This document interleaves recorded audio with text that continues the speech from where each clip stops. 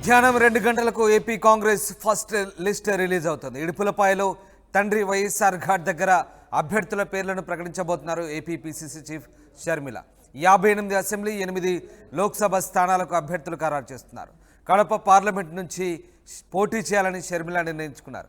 రాజమండ్రి నుంచి గిడుగు రుద్రరాజు, బాపట్ల నుంచి జేడి శీలం, కాకినాడ నుంచి పల్లంరాజు, అనకాపల్లి నుంచి వేగి వెంకటేష్, విశాఖ నుంచి సత్యారెడ్డి, ఏలూరు నుంచి లావణ్య, రాజంపేట నుంచి నజీర్ అహ్మద్, చిత్తూరు బరిలో చిట్టిబాబు, హిందూపురం నుంచి షాహీన్ పోటీ పడబోతున్నారు. ఈ ఎన్నికల్లో రఘువీరారెడ్డి పోటీకి దూరంగా ఉంటున్నారు. రాష్ట్ర వ్యాప్తంగా ఆయన ప్రచారం చేయబోతున్నారు. కాసేపట్లో విజయవాడ నుంచి ప్రత్యేక హెలికాప్టర్లో కడప ఎయిర్పోర్ట్కు షర్మిల చేరుకోబోతున్నారు. అక్కడి నుంచి రోడ్డు మార్గంలో ఇడుపులపాయకు చేరుకుంటారు. దివంగత నేత వైఎస్ఆర్ ఘాట్ దగ్గర ప్రత్యేక ప్రార్థన చేస్తారు. అనంతరం అభ్యర్థుల పేర్లు ప్రకటించబోతున్నారు షర్మిల. ఆ తర్వాత కడపలో పలువురు ప్రముఖులను కలిసే అవకాశం ఉంది. సాయంత్రం 6 గంటలకు అమీన్ ఫంక్షన్ హాల్లో ఇఫ్తార్ విందులో పాల్గొనబోతున్నారు షర్మిల. మొత్తం మీద ఆమె ఇవాళ కాంగ్రెస్ పార్టీ తొలి జాబితా విడుదల చేయబోతున్నారు. ఇడుపులపాయలో తన తండ్రి సమాధి దగ్గర ప్రార్థనలు చేసిన తర్వాత ఆమె తొలి జాబితా ప్రకటించబోతున్నారు. కాసేపట్లో ఇవాళ మధ్యాహ్నం కాంగ్రెస్ పార్టీ తొలి జాబితా విడుదల కాబోతుంది. కొన్ని అసెంబ్లీ స్థానాలు అలాగే ఎంపీ స్థానాలకు సంబంధించినటువంటి లిస్టు ఇవాళ అనౌన్స్ చేయబోతున్నారు వైఎస్ షర్మిల. మా ప్రతినిధి కిషోర్ జాయిన్ అవుతున్నారు. కిషోర్, ఇవాళ కాంగ్రెస్ పార్టీ తొలి జాబితా విడుదలయ్యే అవకాశం కనబడుతుంది. 58 అసెంబ్లీ 8 లోక్సభ స్థానాలకు అభ్యర్థులను ఖరారు చేసినట్టుగా తెలుస్తుంది. ఎన్ని గంటలకు ఈ జాబితా విడుదల కాబోతుంది? Thank you Ramdas. AP PCC chief Sharmila ఈరోజు కడప జిల్లాలో పర్యటిస్తున్నారు.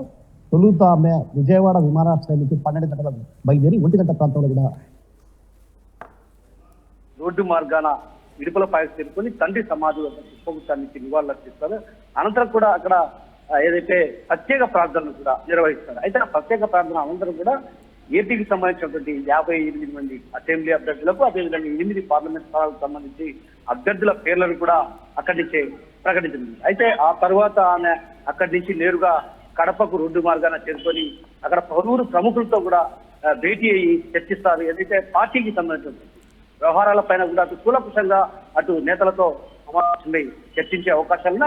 అంతేకాకుండా అదేవిధంగా అక్కడ ఉన్నటువంటి ఏదైతే అమీన్ ఫంక్షన్ హాల్, పెద్ద దర్గాకు సమీపన్నటువంటి అమీన్ ఫంక్షన్ హాల్ వద్దకు చేరుకుంటారు. అక్కడ కాంగ్రెస్ పార్టీ ఆధ్వర్యంలో, జిల్లా కాంగ్రెస్ పార్టీ ఆధ్వర్యంలో ఏర్పాటు చేసినటువంటి ఇఫ్తార్ విందులు కూడా పాల్గొంటారు. అయితే ఈ నేపథ్యంలో కొంతమంది కీలకమైనటువంటి మైనారిటీ నేతలు కూడా ఆ పార్టీ కండువా కూడా కప్పుకునే పరిస్థితులు కనిపిస్తున్నాయన్నటువంటి భావన కూడా అటు వైసీపీ కాంగ్రెస్ పార్టీ శ్రేణుల్లో వ్యక్తం అవుతున్న పరిస్థితి. మరోవైపు ఏదైతే షర్మిల రాక సందర్భంగా కూడా అటు ఇడుపులపై కూడా ప్రత్యేకమైనటువంటి ఏర్పాట్లు కూడా చేయడం జరిగింది. అయితే ఓవైపు షర్మిల అంటే అక్కడే ఏదైతే ఇడుపులపాయలో తన తండ్రి సమాధి వద్ద పుష్పగుచ్చాల నుంచి నివాళులు అర్పించి అభ్యర్థులు పెడతారు. అయితే గతంలో కూడా మనం చూసాం, జగన్మోహన్ రెడ్డి కూడా తొలుత ఏదైతే వైసీపీకి సంబంధించినటువంటి జాబితాను కూడా అక్కడే ప్రకటించారు.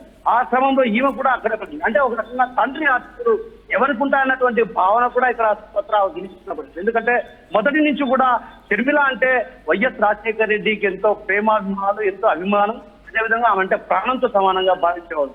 ఆయన ఇడుపులపాయలో కూడా ప్రత్యేకించి ఆ ప్రాంతాన్ని అంతా కూడా కలియదిగేవాడు. ఏదైతే ప్రస్తుతం వైఎస్ఆర్ ఘాట్ ఉందో ఆ ప్రాంతంలో కూడా షర్మిలతో కలిసి అక్కడ సీఎం గా ఉన్నప్పుడు కూడా ఆయన కలియదిరిగేవాడు. అలాంటి పరిస్థితి నేపథ్యంలో ఆమెకు తండ్రి ఆశిస్తులు ఉంటాయా లేకుంటే జగన్మోహన్ రెడ్డికి ఉంటాయా అన్నటువంటి ఉత్కంఠ పరిస్థితి కూడా ఇక్కడ కనిపిస్తున్నటువంటి పరిస్థితి. ఏది ఏమన్నప్పుడు కూడా ఇద్దరు కూడా ఏదైతే వైఎస్ జగన్మోహన్ రెడ్డితో పాటు షర్మిల కూడా ఇద్దరు కూడా అభ్యర్థుల ప్రకటనకు ఇడుపులపాయను వేదిక చేసుకోవడం కూడా ఒక రకంగా చర్చగా అనిపిస్తున్నారు. ఎందుకంటే ఇద్దరు కూడా తండ్రి ఆశీస్సులు తీసుకొని ఆ తర్వాత అభ్యర్థులను ప్రకటించే పరిస్థితిని ఇక్కడ పూర్తి స్థాయిలో అటు వైసీపీ శ్రేణులు కావచ్చు, అటు కాంగ్రెస్ పార్టీ శ్రేణుల్లో ఒక రకంగా ఉత్కంఠమైన పరిస్థితి నెలకొందనే చెప్పవచ్చు. రామ్దాస్ రైట్. అలాగే అభ్యర్థుల జాబితా ఎలా ఉండబోతుంది? ముఖ్యంగా సీనియర్ నేత రఘువీరారెడ్డి ఈసారి మళ్ళీ పోటీకి దూరంగా ఉండబోతున్నట్టుగా తెలుస్తుంది. ఇక షర్మిల అవినాష్ రెడ్డి పైన పోటీకి దిగబోతున్నారు కడప పార్లమెంట్ నుంచి. ఇంకా ఎవరెవరు ముఖ్య నేతలు ఈసారి బరిలో ఉండబోతున్నారు? అలాగే ఎంతమంది అసెంబ్లీ, ఎంతమంది లోక్సభ అభ్యర్థుల జాబితా ఇవాళ ఖరారు చేయబోతున్నారు? ఖచ్చితంగా సీనియర్ నేతలకు మొదటి ప్రాధాన్యత అవకాశం కల్పించాలని కూడా ఇప్పటికే అధిష్టానం ఏదైతే ఒక సూచన కూడా చేసినట్టు తెలుస్తుంది. అధిష్టానం కూడా సీల్డ్ కవర్ లో ఏదైతే 58 మంది అసెంబ్లీ స్థానాలకు సంబంధించి అదేవిధంగా 8 పార్లమెంట్ స్థానాలకు సంబంధించి సీల్ కవర్ లో కూడా ఇప్పటికే ఏఐసిసి నుంచి కూడా ఆమెకు అందడం జరిగింది. అయితే ఈ రోజు ఆ సీల్ కవర్ లో ఉన్నటువంటి వారి పేర్లను కూడా పూర్తి స్థాయిలో తీసి ఆమె పూర్తిగా ప్రకటిస్తారు. ఏదైతే సీనియర్ నేతలు రఘువీరారెడ్డి తప్ప మిగతా వాళ్ళంతా కూడా పల్లం రాజు కావచ్చు ఇతరత్ర నేతలంతా కూడా పోటీలో ఉండే అవకాశాలున్నా అయితే కడప నుంచి నేరుగా షర్మిల బరిలోకి దిగాలి. ఎందుకంటే కడప నుంచి షర్మిల బరిలోకి దిగితే ఖచ్చితంగా ఆ ప్రభావం ఉంటుంది. ఏదైతే వైఎస్ వివేక హత్యకు సంబంధించి కావచ్చు అదేవిధంగా వైఎస్ కుటుంబంలో ఒక రకంగా వైఎస్ షర్మిలకు ఒక రకంగా వైఎస్ తో సాన్నిహిత్యం ఇవన్నీ కూడా బాగా ప్రభావం చేసి చూపించే అవకాశాలు ఉన్నాయన్నటువంటి భావన అటు కాంగ్రెస్ పార్టీ శ్రేణుల్లో వ్యక్తమవుతున్న నేపథ్యంలో కూడా ఆమె నేరుగా కడప ఎంపీగా కూడా ఆమె పోటీ చేయబోతున్నారు. అదేవిధంగా ఇడుపులపాయనే కేంద్రంగా చేసుకుని ఇకపై కూడా ఏదైతే పిసిసి వ్యవహారాలను కూడా అక్కడి నుంచి నడపాలన్నటువంటి యోచనలో కూడా ఉన్నట్టు తెలిసింది. ఈ రోజు కూడా ఆ విషయాన్ని ఆమె స్పష్టంగా ప్రకటించింది. మరోవైపు ఏదైతే సీనియర్ నేతలందరికీ కూడా మొదటి ప్రాధాన్యత అంటే రకంగా ఏఐసిసి సంబంధించినటువంటి కార్యవర్గ సభ్యులు కూడా సూచించడం జరిగింది. తొలుత సీనియర్లకు ప్రాధాన్యత ఇవ్వాలి, ఆ తర్వాత ఎవరైనా ఉంటే యువతకు ప్రాధాన్యత ఇవ్వాలి. అయితే కొందరు ఏదైతే సీనియర్ నేతలు కూడా ముందుకు రాని పరిస్థితి. ఒక రకంగా రఘువీరారెడ్డి తీసుకొచ్చి అనంతపురం జిల్లా నుంచి రఘువీరారెడ్డి ఆయన పోటీకి ఆసక్తి చూపెడతారు. మరోవైపు కడప నుంచి కూడా మాజీ మంత్రి అముదులా కూడా పోటీ చేసేందుకు కూడా ముందుకు రాని పరిస్థితి. అదేవిధంగా మాజీ మంత్రి డిఎల్ కూడా ఆయన కూడా కాంగ్రెస్ పార్టీ నుంచి పోటీ చేసేందుకు కూడా ఆసక్తి చూపెడతారు. ఇలా సీనియర్ నేతలు ఎంతో మంది కూడా పోటీకి నుంచి పోటీ చేయడానికి కూడా ఆసక్తి చూపని పరిస్థితి కనిపిస్తుంది. ఏది ఏమన్నప్పుడు కూడా ఒక రకంగా గట్టి పోటీనిచ్చే అభ్యర్థులు మాత్రం బరిలో ఉంటారు. అయితే కాసేపట్లో అంటే ఒక 1 గంట తర్వాత ఆమె 2 గంటలకు ఇడుపులపాయకు చేరుకుంటారు. 2 గంటలకు ఇడుపులపాయకు చేరుకున్న తర్వాత 2:30 నుంచి 3 గంటల ప్రాంతంలో కూడా అటు దాదాపు 58 అసెంబ్లీ స్థానాలకు అదేవిధంగా 8 పార్లమెంటు స్థానాలకు కూడా ఆమె అభ్యర్థుల పేర్లు ప్రకటించే అవకాశాలు ఉన్నాయి. Right, yes, thanks for the update Kishore. ఇది మొత్తం మీద కాంగ్రెస్ పార్టీ తొలి జాబితా విడుదల కాబోతుంది. 58 అసెంబ్లీ 8 లోక్సభ స్థానాలకు ఇవాళ అభ్యర్థులు ఖరారు కాబోతున్నారు. వైఎస్ షర్మిల కడప నుంచి పార్లమెంట్ అభ్యర్థిగా పోటీ చేస్తున్నారు.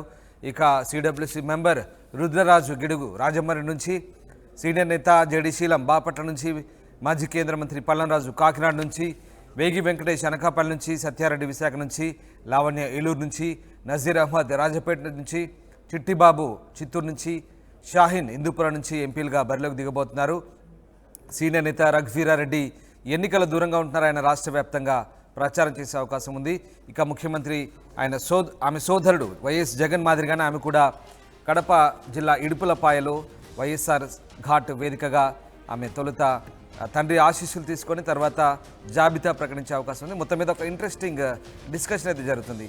జగన్ మాదిరిగా ఈమె కూడా అభ్యర్థుల జాబితాను తండ్రి సమాధి దగ్గరే అనౌన్స్ చేయడం పట్ల అంటే తండ్రి ఆశీస్సులు ఎవరికి ఉంటాయని ఒక ఆసక్తికర చర్చ అయితే సాగుతుంది. ఆమె విజయవాడ నుంచి నేరుగా హెలికాప్టర్లో ఇడుపులపై చేరుకుంటారు. అక్కడ తండ్రి సమాధి వద్ద నివాళులర్పించి కాంగ్రెస్ అభ్యర్థుల జాబితాను ప్రకటించబోతున్నారు.